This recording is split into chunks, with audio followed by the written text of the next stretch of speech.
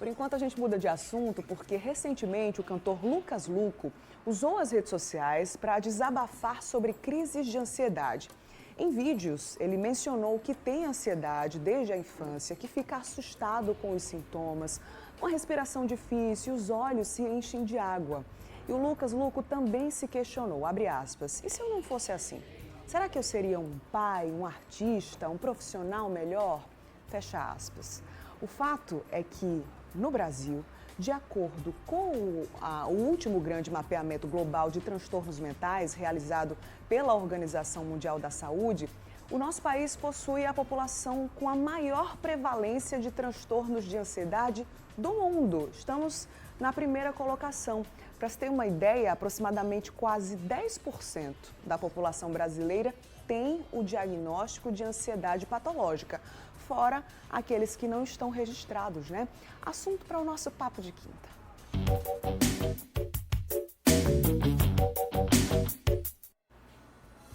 Para conversar com a gente sobre esse assunto, tirar as dúvidas, aqui no estúdio eu recebo o psicólogo Erenilson Ferreira. Bom dia, seja bem-vindo, viu, Erenilson? Muito obrigado. Coisa boa te receber por aqui.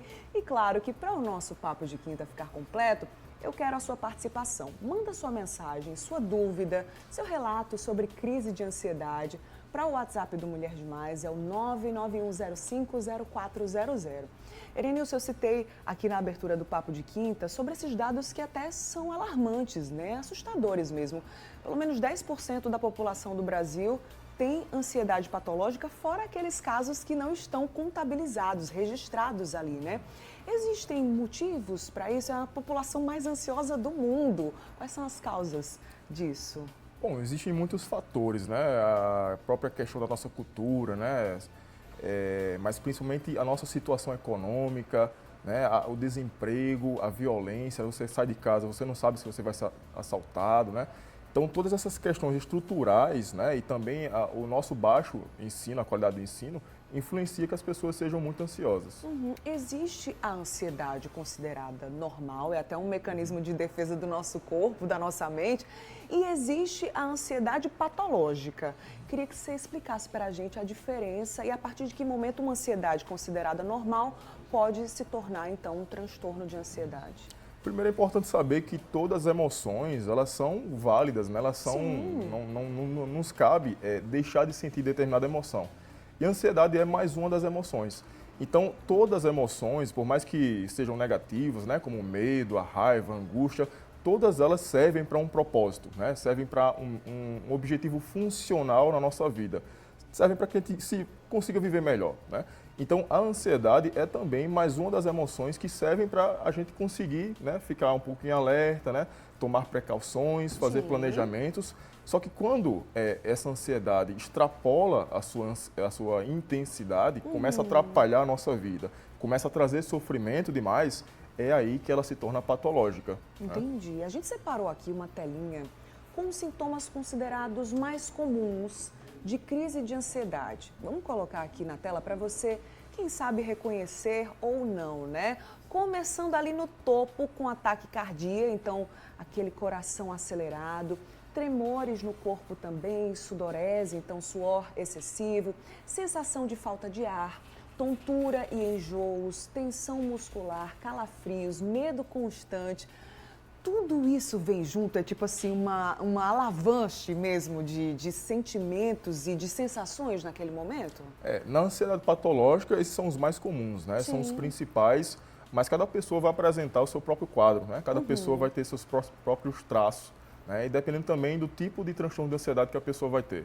Né? Porque existe, por exemplo, a ansiedade de doença, né? Que são pessoas que estão mais preocupadas com a saúde, estão sempre imaginando que estão com alguma doença crônica, sem cura e tudo mais. Tem as pessoas que ficam mais ansiosas em situações sociais, né? Uma roda de amigos, de colegas, apresentações, né? As pessoas travam, elas gaguejam ou elas ficam em silêncio por muito tempo. Né? Já ouvi casos, inclusive, a pessoa começar a chorar, né? Do nada, a pessoa está numa roda de conversa, ela começa a chorar. Né?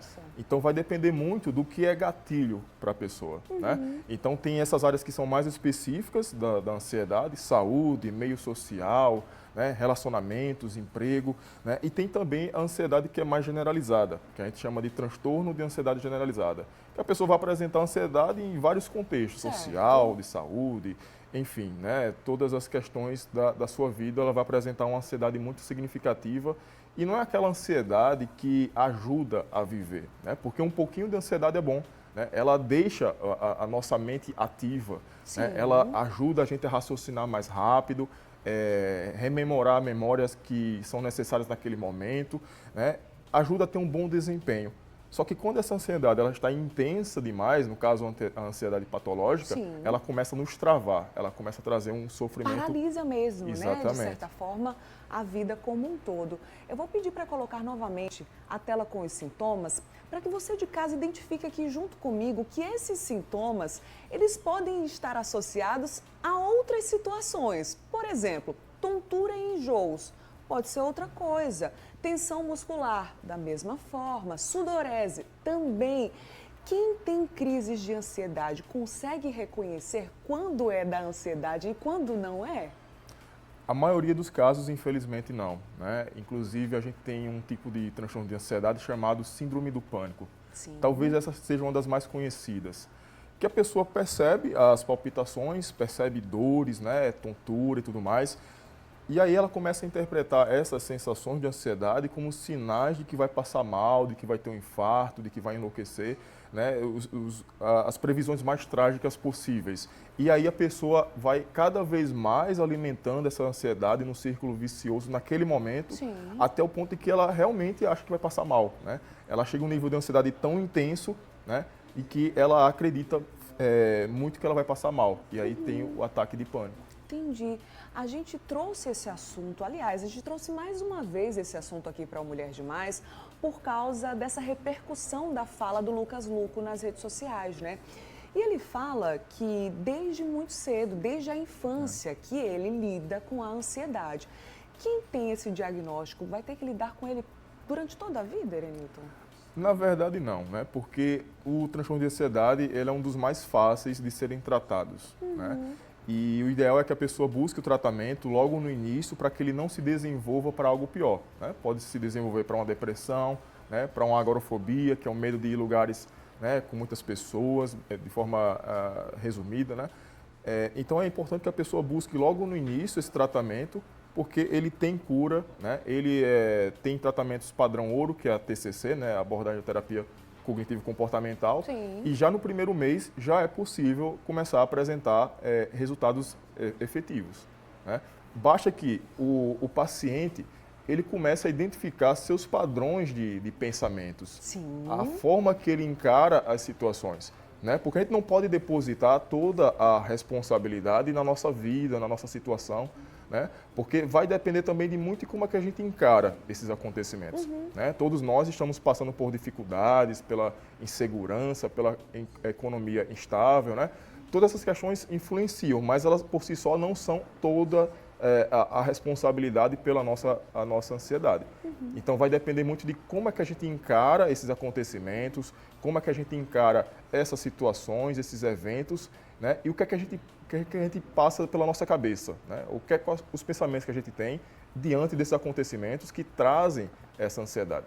Então, na psicoterapia, você vai identificar esse padrão de pensamentos ansiosos, né? E com as técnicas e intervenções que a gente utiliza, o paciente ele vai mudando a sua forma de encarar, vai tendo mais aceitação, vai tendo mais questionamento desses pensamentos, e é aí que ele consegue regular essa ansiedade e pode ter uma vida normal. Importantíssimo, né? O autoconhecimento realmente é necessário, né? É essencial para que a gente tenha uma vida mais equilibrada, né? Você vai mandando aí mensagens pra gente no 991050400. Esse é o WhatsApp do Mulher Demais.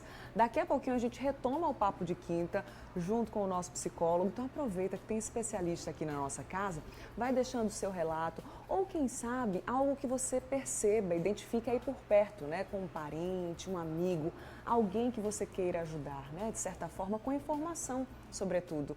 991050400 e eu volto daqui a pouquinho. Combinado? Tudo certo.